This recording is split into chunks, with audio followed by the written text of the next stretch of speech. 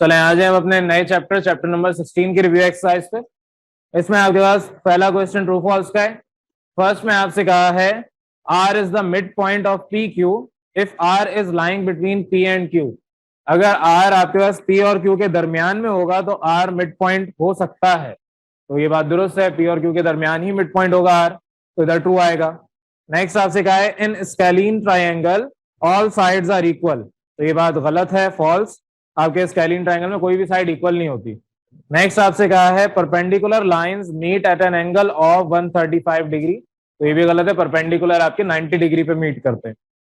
Next collinear points में form a triangle. तो ये बात गलत है, नॉन कोलिनियर पॉइंट आपके ट्राइंगल बनाते हैं। ये आपने एक्सरसाइज सॉल्व की है तो वहां पर पढ़ा भी है।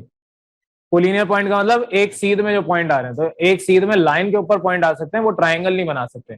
फॉर ट्राइंगल आपको एक नॉन कोलिनियर तीन कम से कम पॉइंट्स चाहिए, वैसे तीन ही चाहिए, कम से कम भी नहीं, ज्यादा से ज्यादा भी तीन ही चाहिए। नेक्स्ट आ जाए, आपसे कहा है non collinear points form a triangle. तो ये बात दुरुस्त है, नॉन कोलिनियर पॉइंट ही आपके ट्राइंगल को फॉर्म करते हैं, तो ट्रू हो गया।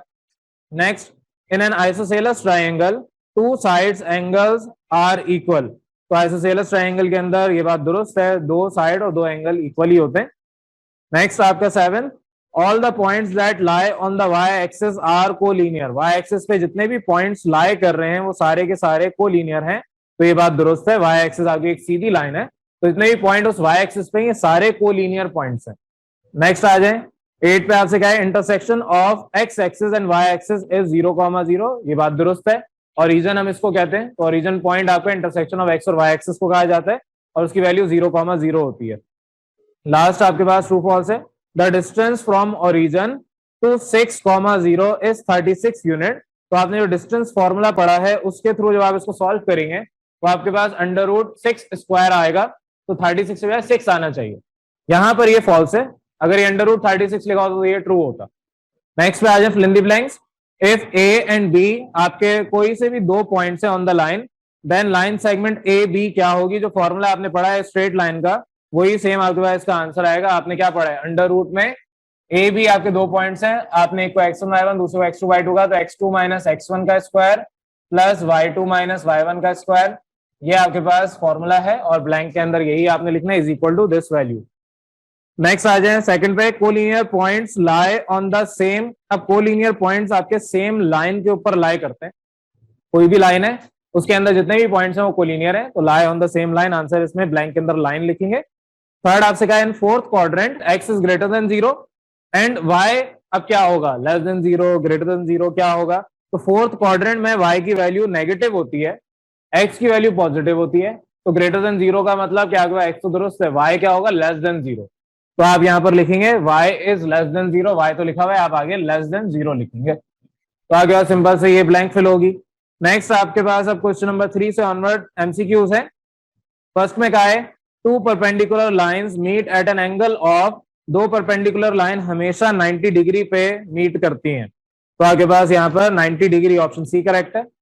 नेक्स्ट सेकंड आपसे कहा है ये आपका फॉर्मूला गिवन है mid point formula is called, तो आपके पास जो मिड पॉइंट फॉर्मूला है वो आप लिखेंगे is called mid point formula, option A is correct. इसी तरीके से थर्ड में आपसे कहा है ए और बी दो पॉइंट्स हैं, are 2 points in the plane, then distance of A B क्या होगा।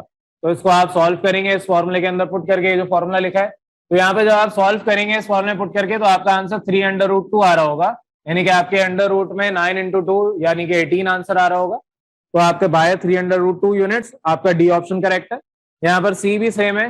कभी अगर ऐसा इत्तेफाक हो जाए कि दोनों ऑप्शन सेम आ रहे हैं तो लाजमी अपने पेपर में जो भी इन्वेजिलेटर हो उसको कंप्लेन करें, और वहां जब आप एमसीक्यू फिल कर रहे हैं तो डी ऑप्शन जैसे मैंने बताया सी भी सेम है, तो आप वहां पर मेंशन करेंगे both C and D are same, तो ताकि जब चेक हो पेपर आप लोगों का, जो भी एग्जामिनर चेक करेगा वो कंसीडर कर लेगा कि आपने जो लिखा है वो दुरुस्त लिखा है, वरना रवानगी में पता नहीं चलता। अगर कोई बताएगा ही नहीं, सब डी लिख के आ जाए, सब सी लिख के आ जाए, तो या तो सी चेक हो जाएगा या डी चेक हो जाएगा। तो एहतियातन, वैसे ऐसा होता नहीं है लेकिन एहतियातन आपको मेंशन करना होता है उस एमसीक्यू के आगे कि ऑप्शन दोनों यही हैं। फोर्थ पे आ जाए, the point of intersection of all the 3 internal bisector of angles. आपने पीछे चैप्टर 13 के अंदर ये पूरी एक्सरसाइज की हुई है जिसमें आपने इंटरनल बाइसेक्टर ड्रॉ किए थे।